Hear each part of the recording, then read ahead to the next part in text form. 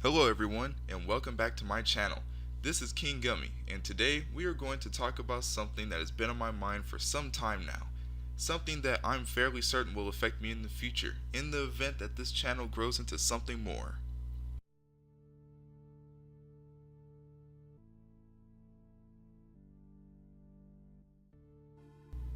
The topic itself is slightly political, however, I believe it is necessary for illustrating my point.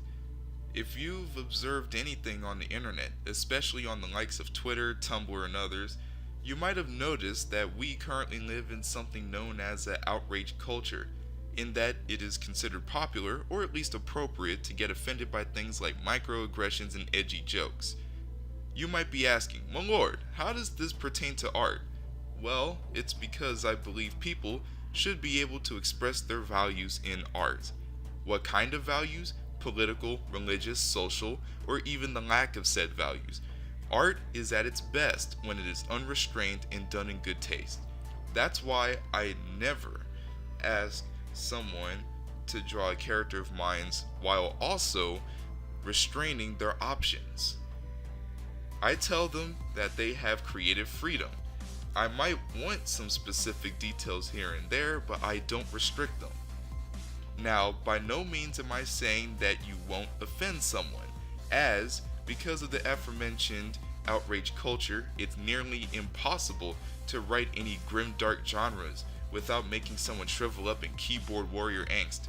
Instead, I propose a secondary solution, one that honestly should be a no-brainer when it comes to the internet. Don't pay them any heed, ignore them, block them. It's your art, right? So you do what you want with it. Your community will likely suffer just because you're tiptoeing around the internet's questionable emotions, including your creativity as well. Some people just like to act offended to stir up trouble, and honestly, around here, how can you tell the difference? I'll even provide an example here, as I know I have characters that will absolutely rustle someone's jimmies out there. This guy's name is Icebreaker, a character I made some years ago and even published a story of, who hates mares or basically females.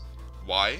Because he was made fun of, had rumors spread about him, and generally suffered pretty badly because of a few characters, but he ended up developing a distrust of all females. I'll throw a link into the description for the short story if you're interested in reading it for yourself. You see, even though this character is nuanced in his own ways and is shown to be the villain, I can almost guarantee, with no doubts, that this character alone would earn me hate points just for the simple fact that he exists. Or people would praise me for putting a misogynist pig with toxic masculinity in the role of a bad guy. I don't know. This character was made before I even knew anything about politics, so I assure you that this was purely coincidence at play here. Another example is this guy. What could possibly be controversial about this guy? A 9-year-old prince who rules a kingdom? Well, it's for two reasons. He's conservative and atheist, including the kingdom itself. Why? Because I'm both of these things. Well, more center conservative leaning, but you get the point. I sometimes take pieces of myself and put them into characters, though I oftentimes exaggerate it for effect purposes, though not every character is built to my likeness. In summary, people should be able to express themselves and their opinions, however unpopular, in their work.